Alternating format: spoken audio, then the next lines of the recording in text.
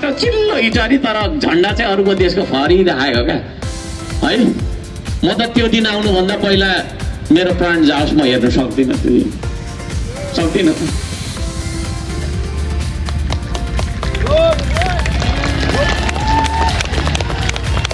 तपाईहरु सक्नुहुन्छ?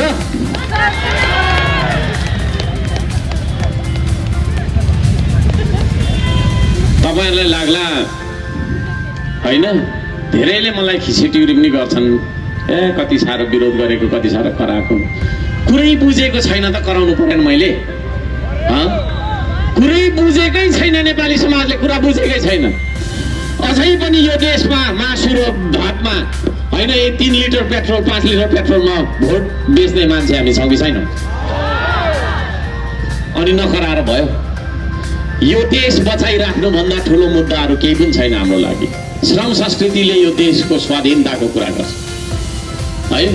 मैले चुनौती दिएको छु। पुरानाहरूले त एमसीसी पास गरे, उनीहरूले सबैले पास गरे मिलेर। अहिलेको नयाँहरूले पनि एउटा कार्यक्रममा, धेरै भनेको छैन, एउटा कार्यक्रममा एमसीसी मुर्दाबाद भनेर नारा लगाएर देखाउनु है। बालनजीलाई मैले भनिरहेको छु, अहिले फेसबुकबाट प्रधानमन्त्री पनि भइसक्नु भयो उहाँ हैन। चुनावले चाहिँ हामीले बनाउने हो, मलाई थाहा छ है। फेसबुकले प्रधानमन्त्री बालन शाहलाई म भन्न चाहन्छु, एउटा कार्यक्रममा तपाईले चाहिँ नि गर्जिएर मै जस्तो एमसीसी मुर्दाबाद, एमसीसी मुर्दाबाद, एमसीसी चाहिँदैन, देश बेच्न पाइँदैन भनेर नारा लगाएर देखाउनु। रवि लामी छानेलाई म भन्न चाहन्छु, तपाईले पनि हो यो कुरा दोहोऱ्याउनु।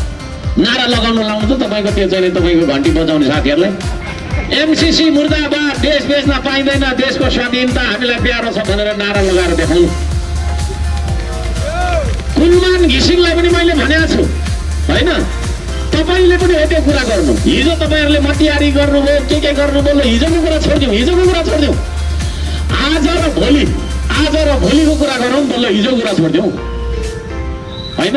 तपाईहरुले एमसीसी मतियारी गर्नुभयो, दलाली गर्नुभयो, तपाईहरुले गर्दा पास भयो, त्यो मलाई थाहा छ, राम्रोसँग सबैले थाहा छ 3 करोड नेपालीलाई। तर अब आजको अनुमोदन चाहियो यहाँ हैन। एमसीसी जस्तो तपाईको चाहिँ हाम्रो सन्धि सम्झौता, नदी नाला हाम्रो तपाईको सम्पदा बेच्ने, हाम्रो चाहिँ तपाईको कानुन भन्दा ठुलो बनाउनु पर्ने भन्ने राष्ट्रघाती सन्धिलाई तपाईहरुले आज कसरी हेर्नु भएको छ? आजको मितिमा चाहिँ कसरी हेर्नु भएको छ है? म प्रश्न गर्न चाहन्छु।